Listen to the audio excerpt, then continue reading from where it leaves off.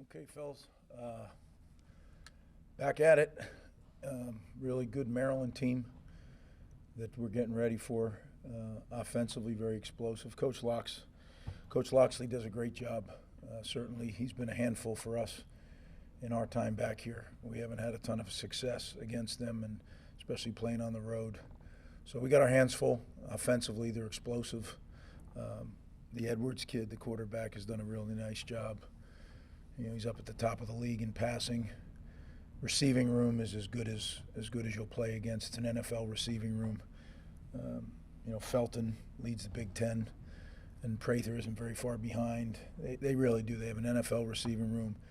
And then Hemby, he's been playing. It feels like he's been playing forever. Very experienced. And then the O-line is gigantic. And they made a change here a couple weeks ago. And, we all here at Rutgers know Coach Robleski very well. A lot of respect for him and the job that he does. So, going to be a huge challenge for our defense for sure. When you flip it over, defensively, they're gigantic up front, especially their two interior guys. That's going to be a challenge to get some movement there. They're big, they're strong, they're physical. Linebacker group, experience. Hippolyte, another guy that, I feel like we've been saying his name for a long, long time. So, real good football player. And then the secondary is quality players, really good long athletes. So our hands are full, and special teams, they do a good job. Some guys we know that are coaching their special teams, the most respect. Coach Zook is back there doing special teams and known Ron for a long time. So well coached, quality football team going on the road, and going to be quite a challenge. Try to answer what I can. Just defensively, what's the key to continue that improvement that the team showed the other day, especially when it comes to tackling and the quality of tackling? Well, this is kind of a different operation. What Coach Loxley does offensively is a little different than what we faced last week. It's different every week, right? But this one is quite a bit different.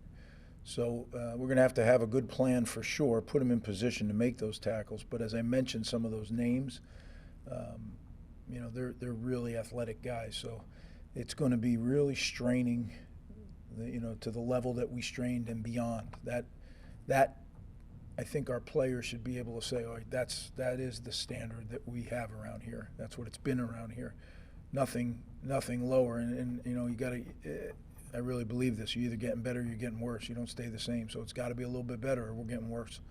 But we got to have that kind of commitment to playing for each other and just splattering your body around the field. We got used to seeing Talia Tagovailoa the last couple of years. You mentioned the quarterback playing well, maintaining that system and playing well there.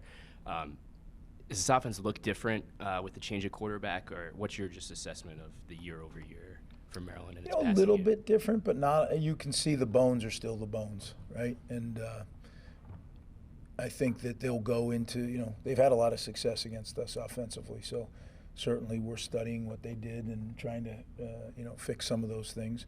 But it's not like we didn't try to do that last year. We just have to go out and play at the quality level that we played this year, or last week. We got to do that, and we got to build upon that. And we're capable of doing that. Now, health comes into play again. So we'll see who can actually do it. We had that extra week to get guys feeling better. But now we're back into the weekly grind, so we're going to find out. So you run some 4 wide receiver sets, which hasn't really been common recently. What went into this? Does it speak to the wide receivers, the quarterback, or just want to change things up? I think it speaks to a lot of things, Bobby. I think it speaks to the wide receivers. We have quality wide receivers in our program. It speaks to Coach Shiraka's experience, that he has the knowledge and he's comfortable enough to adapt on the fly. And it also, you got to remember, we lost our starting tight end and we lost our second team tight end. Right, so and that's the same thing we had at the running back position. We had lost our second team running back, then we lost our first team running back. So I think you have to be more creative. And creative, when people say the word creative, it's not always double reverses and flea flickers. Creative is personnel. Creative is little things that, unless you're a coach, you don't have any idea are happening, but make a significant difference in the execution. So we'll continue to pick and prod and figure out ways. That's our job, But it's a challenge for sure. Abram and Tyler Needham looked like they got pretty banged up down at the end of the game. Do you anticipate those guys playing again this season? Just the nature of the injuries look pretty bad. Well, we'll do that availability report on Saturday, and that'll be the technical or the final word on that. Just on Wesley Bailey, you kind of touched on it in your post-game presser, but just was it a decision for him to redshirt? Was it an injury thing? No, he can't play. He's physically unable to play, and we held out hope, but I think some of that caused some stress too. So I wanted to, he needs to get better. He needs to heal, and so it is what it is. He does have the option to redshirt because he only played 4 games. He does. Did you talk to him at all about coming back No, next I year? haven't talked to him at all about that. It's all been about his health. Just kind of going back to that D-line, like you mentioned, Wesley Bailey out for the year. Kyonte Hamilton's been a guy throughout the season, played inside and outside. Defensive line had probably its best performance this season, given those injuries. What can you say about the versatility of some of those guys, and how can you repeat that performance this weekend? Well, I don't know if you can repeat that performance. I hope you can, and better. But I agree with you on Kyonte Hamilton. He's been a stalwart the entire year. It's been the one guy that I've counted on, and he's come through every single week. He's played well. He's graded out well every week. I don't make any of that stuff public, but I'll just share that he's been the most consistent performer each and every week, showing up, doing his job, doing it at multiple positions. He's a guy that we really depend on.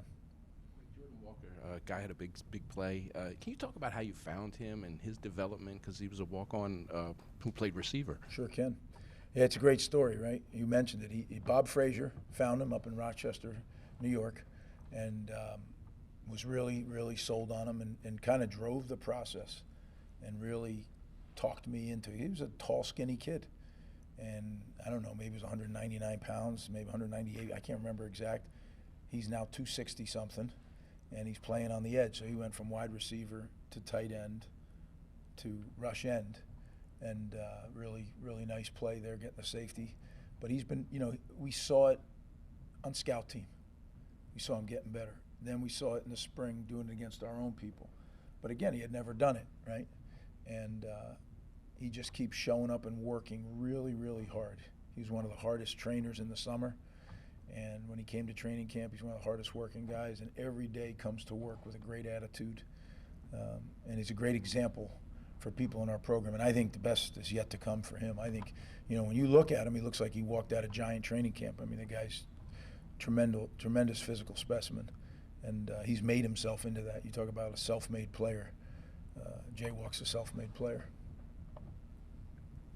Your 2 young wide receivers, Ian Strong and KJ Duff, have a kind of unique backstory playing at the same high school. They're both emerging. What has their development meant for your offense?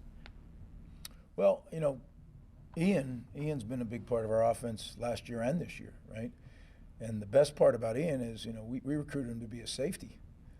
Ian played wide out in high school, but only on game day. So he trained as a DB all week, and then they'd put him in and tell him what route to run. So you talk about a guy who has relatively not a lot of experience, and I think can be, as good as we've had here. I think Ian, sky's the limit. It's all going to be a matter of him staying healthy and him being able to continue to grow. With Coach Brock and with Coach Perry, there's not 2 better receiver coaches in America. So to have them both here, I think that's part of the reason the receiver room keeps getting better and better. But those 2 guys are awfully talented, and to think that they were on the same high school team is, they won some games. There's a reason teams win games. Just with Antoine Raymond, I guess what stood out about him and when you were recruiting him, and just kind of what have you seen from his progress over the last few months as he's joined this program and gotten just seemingly better and better? Yeah, Antoine is a neat kid. He the whole story on that is amazing, right? That we were recruiting him like a lot of people were, and then the program discontinues, at his school, and we saw that he could graduate and reclass, and we kind of moved on it quickly, and we had a great relationship with he and his mom, and one thing led to another, and all of a sudden he's on our campus training, and you could just tell he was a little bit more mature, physically and emotionally, really tough, and willing to do whatever was asked. And again, I think Coach Shaw does a great job with those guys. If you look, Like I said, guys, it's the third and fourth running back. You can say what you want, but we've not been in that position in years past where our third and fourth running back would be able to step in and win a Big Ten game and rush for over 100 combined. So I'm really proud of those guys. I'm proud of Coach Shaw, the way he's prepared his room, and we just got to keep going, you know. And if we can get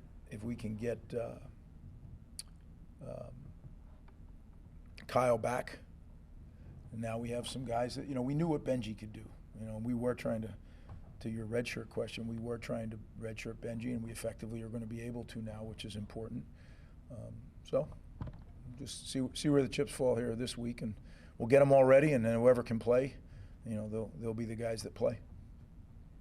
Kaj got the start at safety over Desmond Manuson, and it looked like you guys used primarily Tyreen Powell and Daryl Jabomi at linebacker. Just were those changes coming out of the bye week game specific for Minnesota? Do you anticipate them being the rest of the season? And specifically at linebacker, how much did it help to just have the same two guys mostly in the same spots? The continuity help you guys defensively? Well, I don't know if it was the continuity or the same two guys. The fact of the matter is, you know, Tyreen Powell was healthy. And he wasn't 100%. Don't misunderstand that. But he was a lot closer than he was out at SC. And he couldn't have gone that many plays at Southern Cal. And I think when, you know, Tyreen is a pro football player. So when he's in there, it steadies a lot of things. Right here, technically and mentally, he's special. And then his physical attributes. I mean, there was a couple times, he's a 255-pound guy that when he hits the lineman, he knocks them back. You know, he's got great snap, and he made some real big-time plays. And still, I still feel bad for him because he's probably 85%. He's still not 100%, but him at 85 is better than most at 100. Moses Walker's a real good football player, and, you know, but they were playing really well. And sometimes when you get two guys that are hot together, you don't want to break it up. And we talked a number of times, is this the time to get Moses in? Because we want to get him in. We got to find a way to get him on the field. He's too good of a player to stand next to us. So we'll figure something out package-wise. I can't tell you that we definitely thought that's the way the game would go with those two. But we kept asking Reem, how you feeling? And he kept saying, I'm good. You know, and he's a grown man. I mean, he'll share with me when he's not feeling right. He'll say, I need a blow, coach. Starting him at safety, him playing the majority of the snaps there. Yeah, you know, Kaj, I think we started opening game, right? So, I mean, the guy has been through it as a freshman, but he keeps getting better and better. We think there's high promise. We think we have some really good young safeties that you haven't seen very much of yet. But I thought, you know, you saw what Flip looks like when he feels a little better. Sometimes it's easy to forget. You know, he is a special player. He just hasn't been able to run very well and stop and all those things. So to see him out there again, not 100, he's probably 80, but still he's such a good player. And when he hits you, man, you feel it, right? Shaquan Loyal felt better Saturday, and you could see him making plays. So Des is a good football player. Des will play for us. It's just one of those deals that there wasn't a ton of plays, and you know we were getting off the field. So when you got something cooking, you don't always have to mess it up. Now up front we rotate constantly, so that's just the norm. But in the back seven, it was going well, and we kept it going well. Final question. Coach, just on Ethan's performance, you know, on Saturday, he played incredibly well. You know, had some big throws, had a big touchdown tight near the goal line there near the end of the game, fourth quarter. Just talk about his progress over the last several weeks, and he gets better and better every week. And of course, working, you know, as you mentioned, a lot of injuries, personnel changes, his ability to really just manage the offense and go out there and execute for you guys. Yeah, I think Ethan's has done a good job. Is getting better every week, and we're going to need to. This Maryland group is they're going to get after us in the front. The back end, they're long. You can't miss by much, right? You know, they have really good at taking the football away. Very opportunistic group. So, but he is getting better, and I was really, really pleased. Am really pleased. There's a couple balls he would have had back Saturday if he could, and we got to try to eliminate those. That's going to be the key because, you know, coming down the stretch now, every game is going to. If we do what we're supposed to do, every game's going to be tight. And you can't make those errors. Like you see plays, as I always say, games take on a life of their own. And it's one or two plays that guide the game in a whole different direction. And, you know, I always tell the players, I wish I could tell you those plays, and then we could kind of just go golfing. But that ain't the way it works, right? You got to play every single play as hard as you can, and when those plays come up, then you're in position to make them. So that'll be the task Saturday night for sure. It's a tough environment. Weather's going to start to become an issue now. It's starting to turn into the fall here in the Northeast. So a whole different set of circumstances, and we got to be ready for that. So that's what this week's about: preparing for this event, for this game, and getting ready to go. And I'm confident our guys will. I want to a couple things I want to mention. I talked to you coming into the bye week, the long trip back from California and all that. I was really proud of the way our guys attacked the academics too. It's in that period now where we're in a very, very busy time. Things are coming due, and that was a huge amount of pressure on our guys, as well as getting ready for the Minnesota game. And I was pleased with that. And then I'd be remiss if I didn't wish everybody a happy Veterans Day. I think today is a day that sometimes flies under the radar, and it can't. It just can't, because the people that served and have given their lives for us to live the way we do, I think it's something that we all need to appreciate. And I know I do, and I know you guys do too. But just thought I need to make sure I mention that. So we'll see you on Saturday.